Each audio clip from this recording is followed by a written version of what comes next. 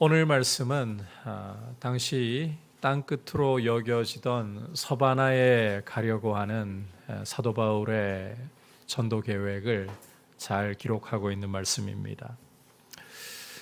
이 서바나 전도에 대한 계획은 사도 바울이 부활하신 우리 주님의 지상 명령, 오직 성령이 너희에게 임하시면 너희가 권능을 받고 예루살렘과 온 유대와 사마리아와 땅끝까지 이르러 내 증인이 되리라는 이 지상 명령에 순종하려는 것입니다. 이 지상 명령을 따라서 바울은 이방인 선교의 개척자로서 복음을 땅끝까지 전하려고 하는 거죠.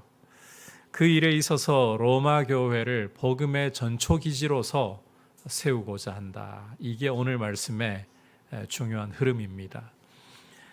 함께 우리가 이제 말씀을 귀 기울이면서 주시는 메시지를 세 가지로 좀 살펴보려고 합니다. 첫 번째는 복음 앞에서 따라합시다. 매너리즘에 빠지지 말자. 복음 앞에서 우리가 매너리즘에 빠지지 말자는 것입니다.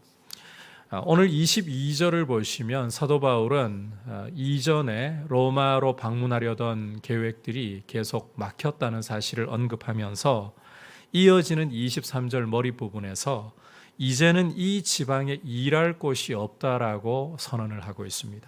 이제는 이 지방에 일할 곳이 없다.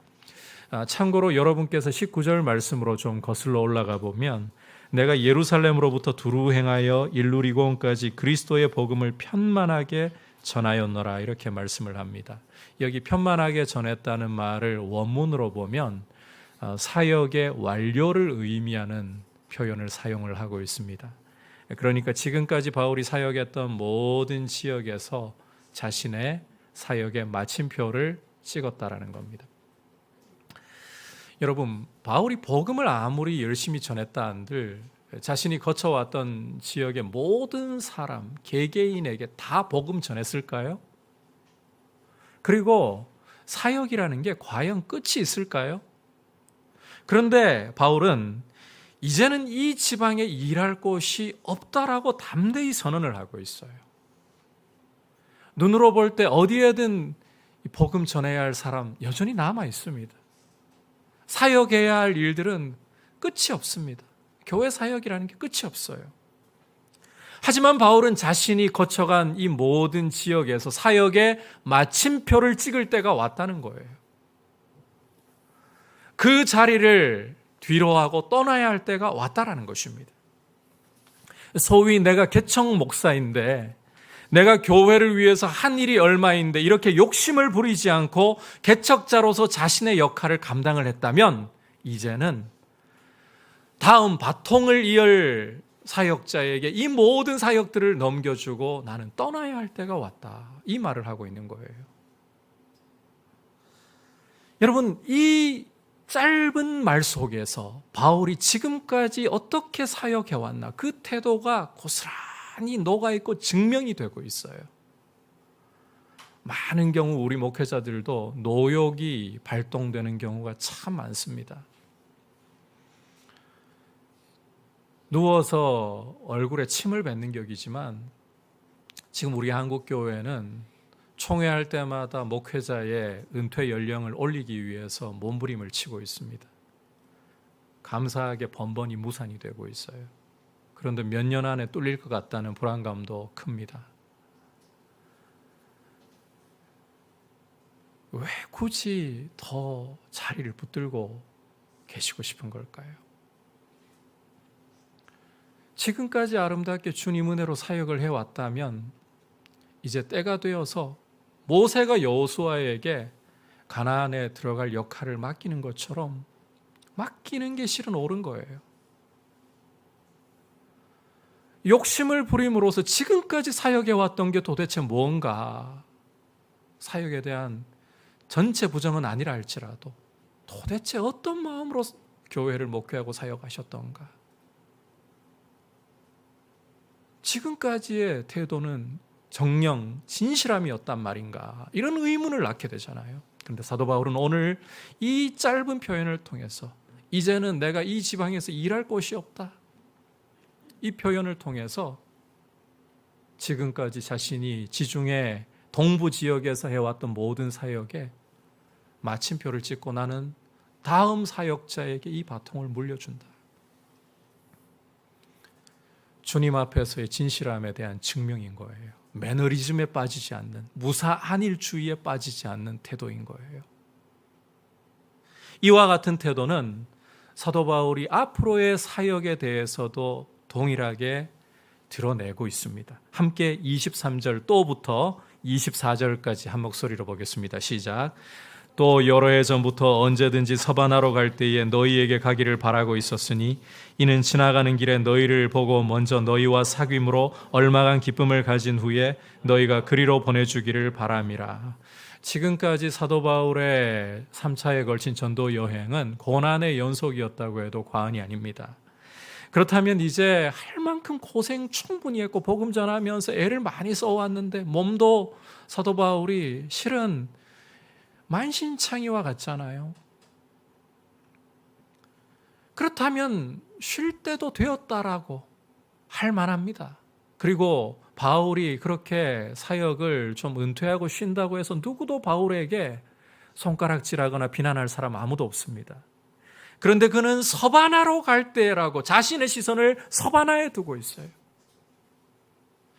소위 새로운 사역지로 이동을 이야기하고 있는 거예요. 자신의 사역은 마침표를 찍지만 진정한 의미에서 마침표를 찍는 것이 아니라 새로운 전환점에 이르렀다라고 말을 하고 있는 것입니다. 지중해 동부에서 땅끝으로 여겨지던 지중해 서부로 사역의 전환이 이루어질 때가 왔다. 여러분, 그리스도인에게는 엄밀한 의미에서 사역의 마침표라는 게 없어요. 교회에서 우리 장로님들이, 우리 목회자들도 마찬가지겠지만 사역을 마치고 은퇴를 한다는 것은 마침표 찍는다는 의미가 아닙니다. 새로운 사역을 한다는 거예요. 저는 주님이 앞으로 어떻게 인도하실지 다 아직 예측이 안 되지만 은퇴를 좀 일찍 하려고 계획하고 있는 건 여러분들이 아실 거 아닙니까? 그 후에 선교를 보내실지, 또 목회자가 없는 교회를 앞으로 돌아다니면서 섬기게 하실지 아직은 예측은 다 안 돼요. 하지만 은퇴라도 마침표가 아니라 새로운 사역으로의 전환점이다. 여러분, 우리 성도들이 사역의 마침표 찍는 것은 이 육신 장막 벗을 때예요. 주님이 부르셔서 이 육신 장막을 벗을 때 그때 마침표 찍는 거예요. 그전에는 때로는 주님이 우리를 병상에 눕히셔서 못 일어나는 상황이 되어도 마침표 찍는 거 아닙니다. 병상에서라도 기도할 수 있는 사역의 새로운 전환이 오는 거예요.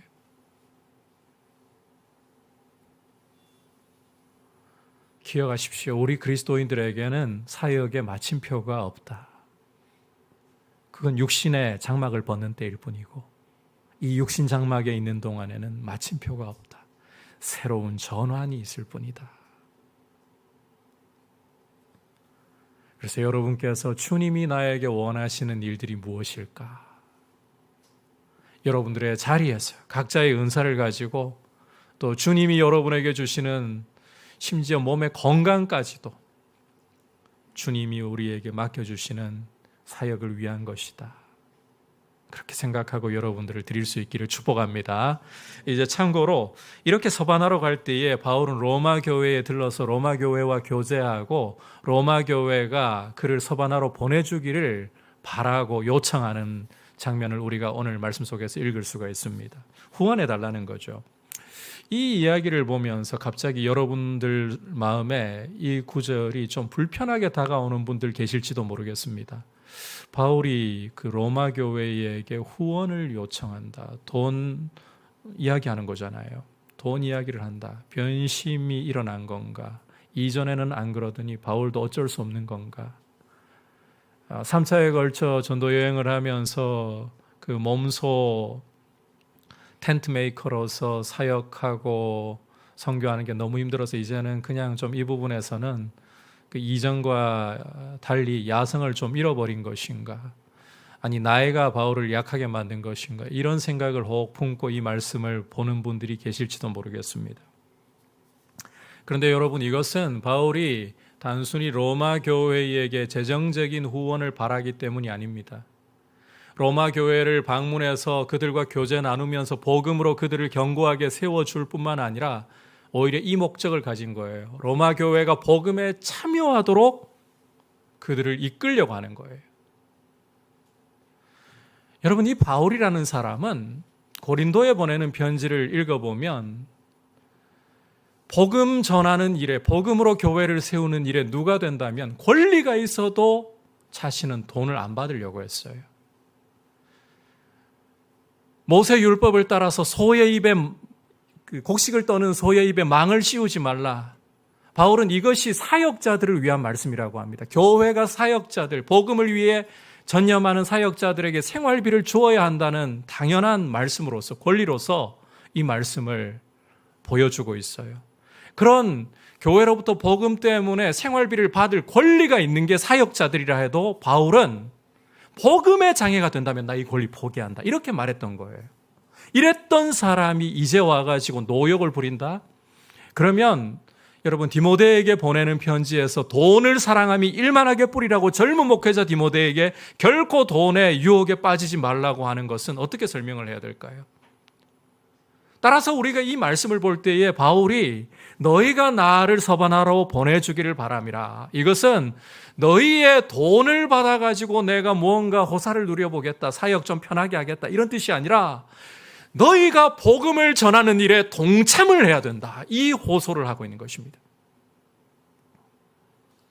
여러분, 예수 그리스도의 피로 구원받은 성도들은 이 생명의 복음을 전하고 구원이 흘러가게 하는 일에서 직접 우리가 복음을 전하든지, 그렇지 않으면 물적으로 지원을 하든지, 이렇게 함으로 복음에 참여를 해야 돼요. 우리는 여러분, 가슴에 생명을 품은 사람들입니다. 그리스도라는 생명을 품고 있는 사람들이에요. 그리고 이 생명은 그냥 머물러 있으려고 하지 않아요.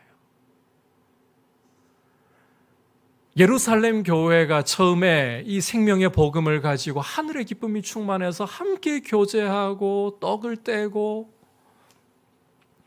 말씀을 듣고 기도하기를 힘쓸 때 천국이 그들 가운데 임한 거잖아요. 그런데 하나님께서는 예루살렘 교회를 그냥 이 기쁨 속에서 그들만의 리그로 만들지 않으셨어요. 고인물로 만들지 않으셨어요. 스데반의 순교를 통해서 성도들이 다 뿔뿔이 흩어지는데 어디로 흩어집니까? 예루살렘에 있던 성도들이 온 유대로 사마리아로 흩어져요. 그리고 사도행전 11장을 읽어보시면 수리아 안디옥으로 흩어져서 놀라운 것은 그들이 가는 곳에서 예수를 전했다는 거예요. 이게 교회예요. 우리가 교회 안에서 매너리즘에 빠지지 말자는 게요, 복음을 위해서 무엇이라도 해야 돼요. 여러분, 말 잘해서 복음 전하는 거 아닙니다. 사람이 성격이 남들보다 더 용감하고 사람에게 접근하는데 두려움이 없어서 복음을 전하는 게 아닙니다. 하나님이 우리에게 주신 은사대로 전할 수 있어요. 여러분, 지난번 우리가 임직식을 하면서 밖에 선물 봉투가 남았잖아요. 수건 들어있고 이 떡도 이번에 참 좋은 걸로 맞췄었거든요. 그거 가져가시라고 하는 이유가, 내가 떡 안 먹어도, 내가 수건 안 써도 가져가서요, 이번에는 수건에다가 아예 임직식이라고 새기지도 않았어요. 밖에 박스에만 붙였을 뿐이지. 그걸로 우리 주변의 이웃들에게 나눠줄 수 있잖아요. 말로 복음을 다 전하는 것 아닙니다. 전할 수 있으면 하세요. 하지만 내가 그 용기가 없고 사람 만나는 게 참 어려운 성향의 사람이라면 내가 단골 집 같은 거 만들어서 사장님하고 얼굴 자꾸 부딪히다 보면 말도 트게 될 수 있잖아요. 선물 전해주고. 그렇게라도 우리가 복음을 전하면서 또 복음을 전하는 이들을 위해 물적으로 이렇게 지원하는 것이 그 복음에 동참하는 일이다. 여러분, 이것은 매너리즘에 빠지지 말라는 거예요. 바울 자신도 매너리즘에 빠지지 않고 있을 뿐더러 교회도 매너리즘에 빠지지 않고 무사 안일주의에 빠지지 않고 그들만의 리그가 아니라 흘러가는, 생수가 흘러가는 통로가 되도록 하는 복음 앞에서의 태도인 거예요. 여러분, 이 바울의 서바나 선교 계획에 대한 말씀을 통해서 오늘 다시 한번 우리가 복음 앞에서 매너리즘에 빠지지 않았나, 우리 자신을 돌아보고 복음을 위하여 우리의 삶을 어떻게, 어떤 모양으로 드릴 수 있을까 고민하고 우리 자신을 주님 주시는 은혜를 따라서 각자의 자리에서 지혜롭게 드릴 수 있기를 축복합니다. 자, 이제 계속해서 두 번째 메시지는 복음 안에서 일치와 하나됨을 구하라는 것입니다. 일치와 하나됨을 구하라. 자, 바울은 로마를 거쳐서 서바나로 가기 전에 우선적으로 해야 할 일이 있다라고 말씀하고 있습니다. 25절, 26절 함께 읽어보겠습니다. 시작. 그러나 이제는 내가 성도를 섬기는 일로 예루살렘에 가노니 이는 마게도냐와 아가야 사람들이 예루살렘 성도 중 가난한 자들을 위하여 기쁘게 얼마를 연보하였습니다. 자, 함께 읽은 말씀에서 바울은 먼저 예루살렘부터 들러서 성도를 섬기는 일을 해야 한다라고 말씀을 하고 있는데, 간단하게 이야기하자면 구제 헌금을 전달하는 일을 해야 한다. 돈 전달하는 일을 해야 한다. 왜냐하면 마게도냐와 아가야 성도들, 우리가 잘 알고 있는 빌립보와 고린도 교회를 가리킵니다. 빌립보 교회와 고린도 교회가 어려움에 처한 예루살렘 교회를 위해 구제 헌금을 드렸다는 거예요. 자, 여러분, 단순한 헌금 전달, 돈 전달이라면 굳이 바울이 예루살렘으로 가려고 계획할 필요까지 있었을까요? 믿을 만한 사람들을 세워가지고 전달해도 충분할 텐데. 그리고 이 예루살렘으로 가려는 계획에는 성령께서 바울에게도 증거를 해주셨지만 환난과 박해가 그를 기다리고 있습니다. 결박당할 일이 그를 기다리고 있습니다. 실제 여러분께서 사도행전 21장 읽어보시면 바울이 유대인들에게 구타당하고 22장에 가서는 로마 천부장과 군대에 의해서 죄수로 수감되는 장면들을 읽을 수가 있어요. 이런 일이 기다리고 있는데 굳이 바울이 예루살렘에 올라가야 되나? 그런데 여러분, 이 헌금 전달이라는 거, 돈 전달이라는 게 우리가 보기에는 굳이 바울이라고 생각할지 모르나 그렇게 해야 할 굉장히 중요한 의미가 이 헌금 전달에 담겨 있습니다. 함께 27절, 28절 읽도록 하겠습니다. 시작. 저희가 기뻐서 하였거니와 또한 저희는 그들에게 빚진 자니 만일 이방인들이 그들의 영적인 것을 나누어 가졌으면 육적인 것으로 그들을 섬기는 것이 마땅하니라.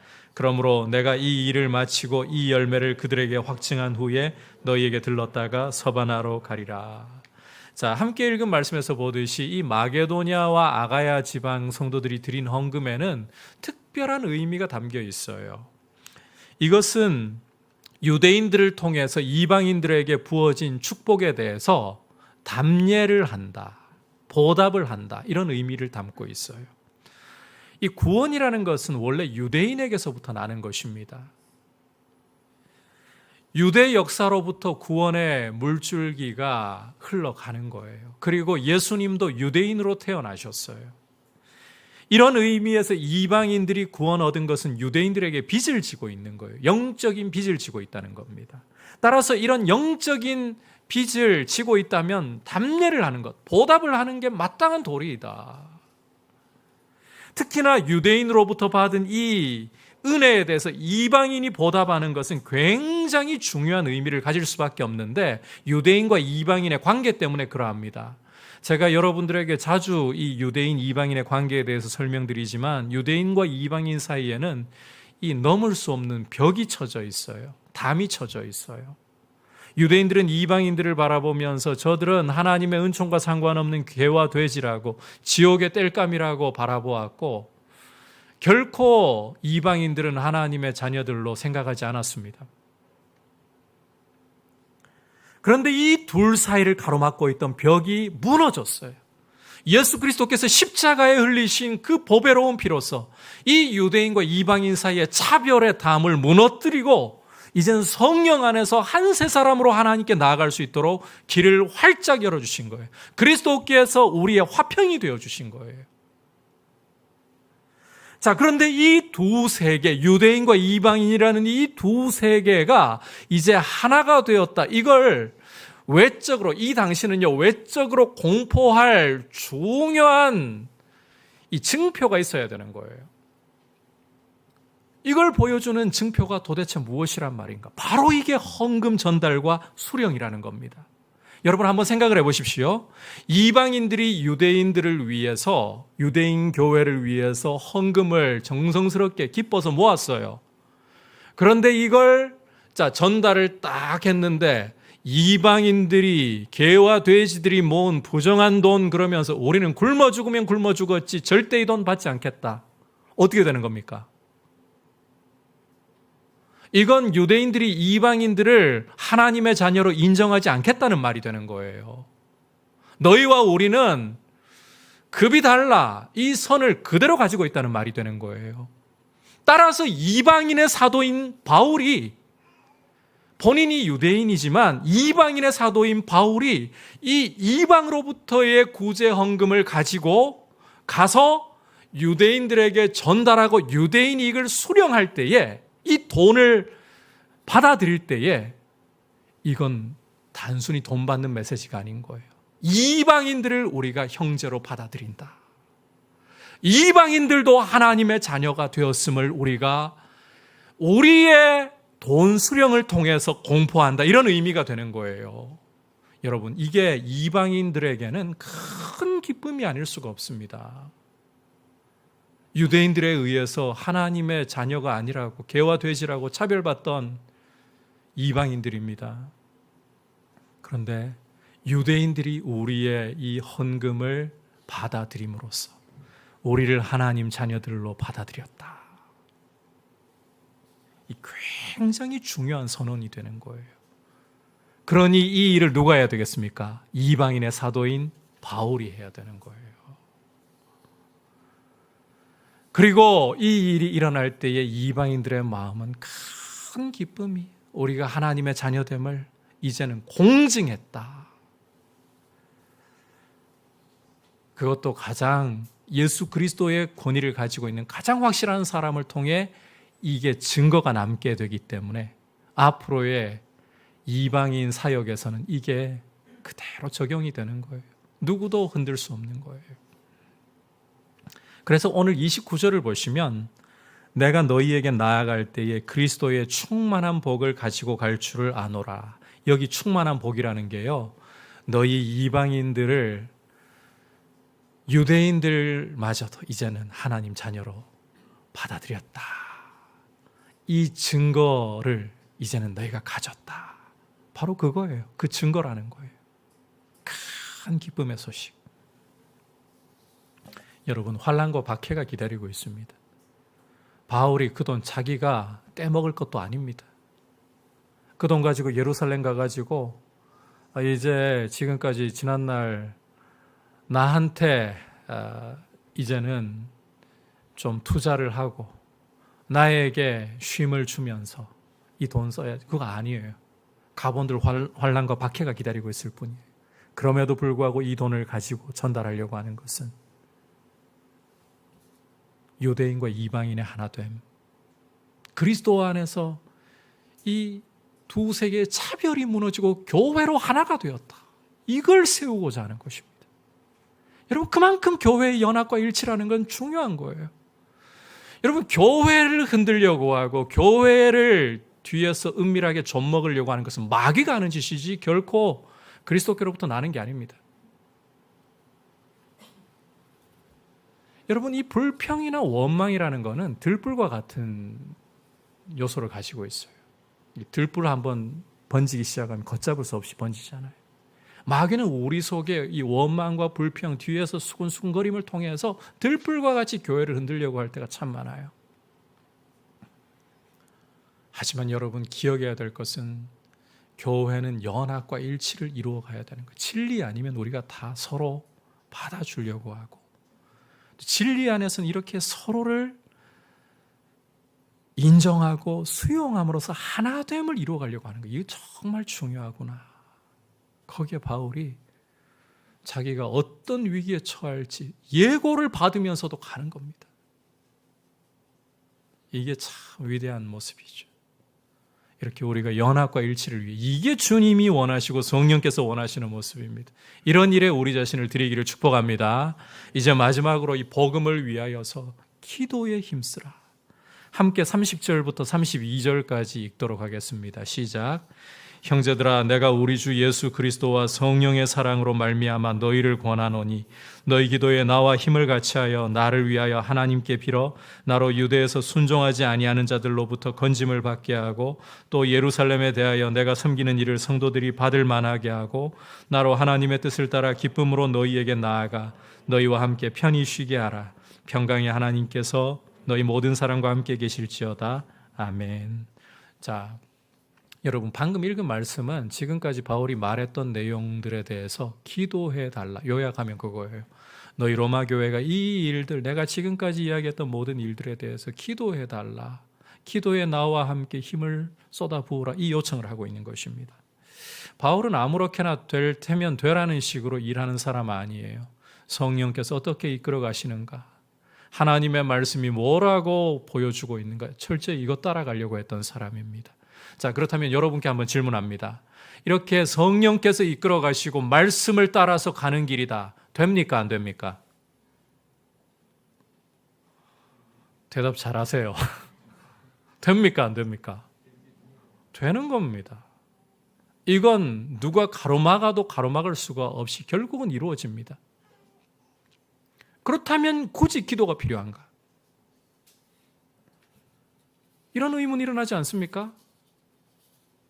여러분, 우리는 기도에 대해서 때로 이런 착각을 갖고 있어요. 기도는 안 될 일을 하나님 팔 비틀어서라도, 내 고집을 하나님 팔 비틀어서라도 되게 만드는, 그리고 심지어 그걸 믿음의 기도라고 우리는 생각을 할 때가 많아요. 여러분, 오히려 기도는 하나님의 뜻을 위하여 구하는 것입니다. 이걸 여러분이 잊어버려서는 안 돼요. 우리 주님이 가르쳐 주신 기도에서, 기도 중에 기도에서 뜻이 하늘에서 이루어진 것 같이 땅에서도 이루어지이다. 하나님의 뜻을 구하는 게 진정한 기도예요.